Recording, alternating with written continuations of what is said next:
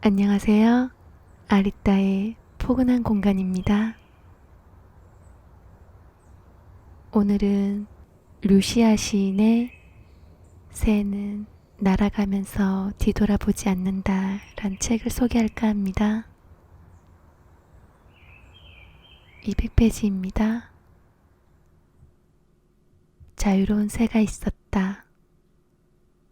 다른 새들과 마찬가지로 하늘을 날고 열매를 따먹고 맑은 목청을 자랑했다. 그런데 그 새에게는 한 가지 습관이 있었다. 자신에게 어떤 일이 일어날 때마다 그것이 좋은 일이든 나쁜 일이든 작은 돌 하나씩을 모았다. 그리고 자신이 모은 돌들을 분류하면서 즐거운 일이 떠오르면 웃고 슬픈 일이 기억나면 울었다. 새는 언제나 그 돌들을 가지고 다녔다. 그 돌들을 결코 잊은 적이 없었다. 세월이 흐르면서 새는 더 많은 돌들을 갖게 되었고 늘 그런 식으로 과거의 일들을 떠올리며 돌들을 분류했다. 마침내 돌들이 무거워져서 새는 하늘을 나는 것이 점점 힘들어졌으며 어느 날은 더 이상 날 수 없게 되었다. 몇 년 전까지만 해도 하늘 높이 날던 새는 이제 땅 위를 걸을 수조차 없게 되었다. 혼자서는 한 걸음도 움직이기 힘들었다. 열매를 따먹을 수도 없었다. 이따금 내리는 비에 겨우 목을 축일 뿐이었다. 하지만 새는 끝까지 견디며 자신의 소중한 돌들을 지켰다. 얼마 후 새는 굶주림과 목마름으로 숨졌다. 그 새를 떠올리게 하는 한 무더기에 쓸모없는 돌멩이들만이 뒤에 남았다.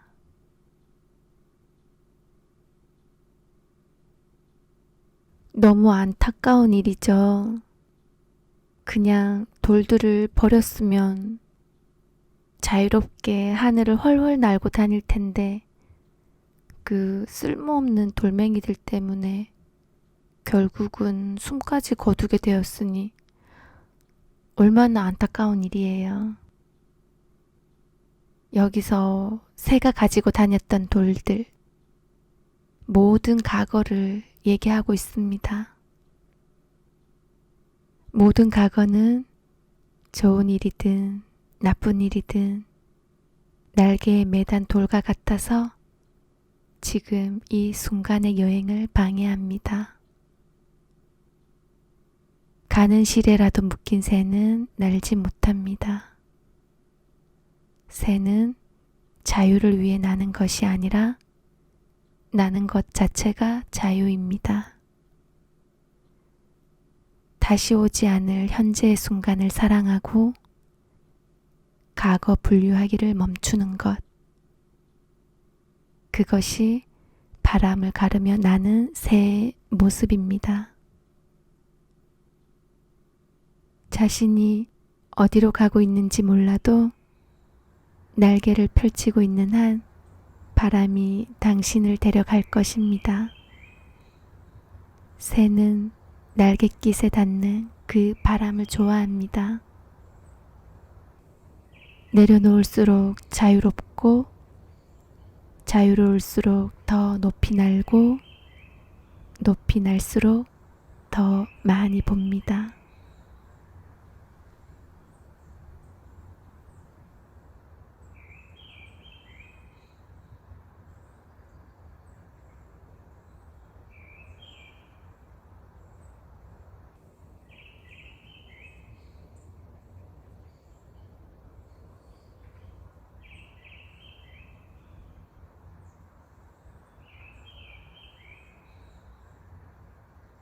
루시아 시인의 일행들이 몇 해 전 네팔에서 트레킹할 때의 일입니다.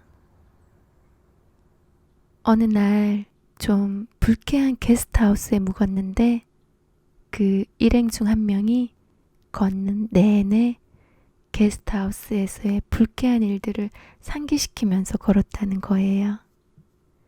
그 황홀하고도 멋진 풍경들을 제대로 감상하지도 못하고 이미 지나간 일에 대한 좋지 않았던 기억, 부정적인 감정으로 인해 현재의 여정을 즐길 수가 없었다라는 거죠. 그래서 그가 계속 불평을 늘어놓자 일행들은 하나, 둘 그와 거리를 두고 걷기 시작하면서 그는 결국 트레킹 일정 내내 외톨이가 되었다라고 합니다. 여기서 루시아 시인은 얘기해요. 좋은 것만 기대하면 트레킹은 불가능하다라고. 그렇죠? 좋은 것만 기대하면 트레킹은 불가능합니다. 마음이 과거에 일어난 일들에 분노를 느낄수록 현재를 사랑하기가 더 어렵습니다. 마음의 문제로 고통받는 사람들의 특징 중 하나는 과거의 일을 계속 곱씹으면서 그것에 의해 왜곡된 인식으로 자기 자신과 세상을 대한다는 것입니다. 그러면서 루시아 시인은 이런 얘기를 들려주고 있어요.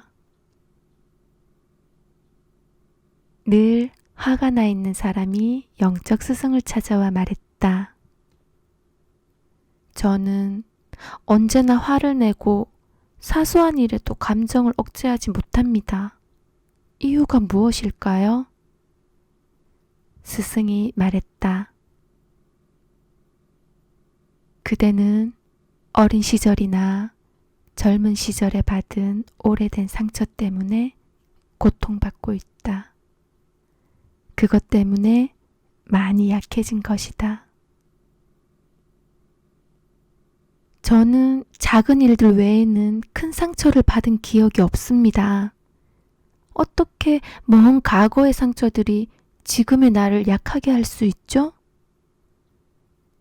스승이 옆에 놓여 있던 작은 물병을 남자에게 주며 말했다.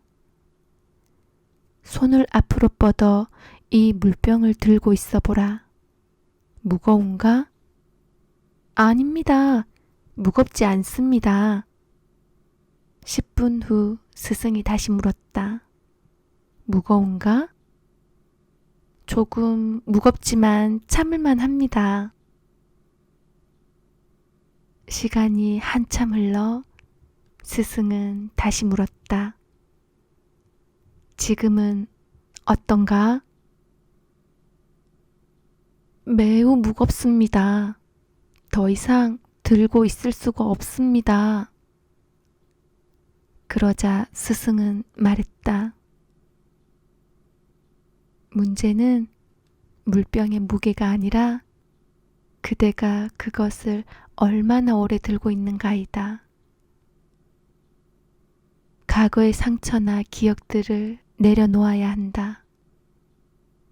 오래 들고 있을수록 그것들은 이 물병처럼 그 무게를 더할 것이다. 과거를 내려놓고 현재를 붙잡는 것이 삶의 기술이다. 오래전에 놓아버렸어야만 하는 것들을 놓아버려야 한다. 그 다음에 오는 자유는 무한한 비상이다. 자유는 과거와의 결별에서 온다.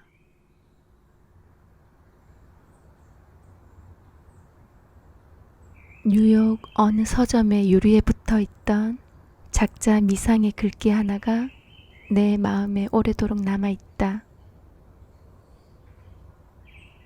나무에 앉은 새는 가지가 부러질까 두려워하지 않는다. 새는 나무가 아니라 자신의 날개를 믿기 때문이다.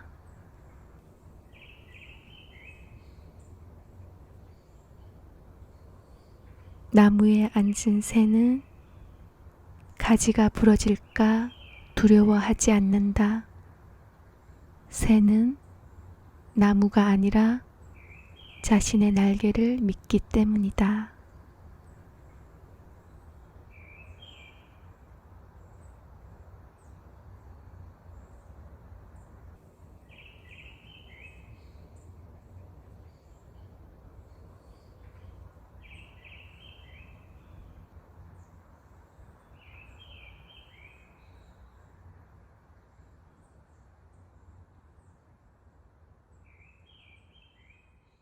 저는 물보라서 평소에 물을 자주 가지고 다니거든요. 처음에는 생수병 500ml가 무겁게 느껴지지 않아요. 전혀. 그런데 계속 걷다 보면 가방이 엄청 무겁게 느껴집니다. 500ml 생수 한 병이 얼마나 무게를 더한다고 생각할 수도 있겠지만 진짜 가방 안에 생수병 하나가 있고 없고는 엄청난 차이예요. 그러면 어떻게 하면 될까요? 물을 마시면 되죠.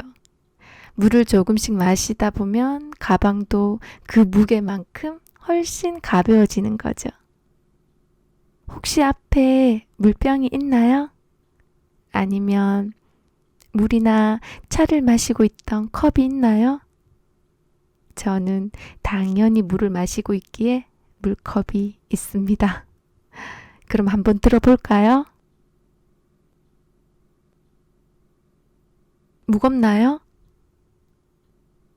지금은 무겁게 느껴지지 않죠? 그런데 10분, 30분이 지나다 보면 점점 팔이 내려오겠죠? 그러다가 1시간, 2시간이 흐르면 발목과 팔이 엄청나게 아프면서 힘들어질 거예요. 그러면 어떻게 할까요? 그냥 물컵을 내려놓으면 되죠. 내려놓는 순간 발목과 팔은 다시 안정을 취할 수가 있을 겁니다. 여기서 얘기하는 건 물병에 물컵의 무게가 아니라는 거예요. 그 무게가 아니라 그것을 얼마나 오래 들고 있는가를 얘기하고 있습니다. 당연히 물병은 과거의 상처나 기억들을 비유하고 있죠. 과거의 상처나 기억들을 팔이 아프면 물병을 내려놓는 것처럼 그냥 단순히 내려놓아야 현재의 순간을 즐기고 사랑할 수 있다라는 겁니다. 내려놓자고요. 내려놓으면서 현재를 바라보고 현재에 삽시다. 문제는 물병의 무게가 아니라 그대가 그것을 얼마나 오래 들고 있는가이다. 과거의 상처나 기억들을 내려놓아야 한다. 오래 들고 있을수록 그것들은 이 물병처럼 그 무게를 더할 것이다. 과거를 내려놓고 현재를 붙잡는 것이 삶의 기술이다. 과거를 내려놓고 현재를 붙잡는 것이 삶의 기술이다.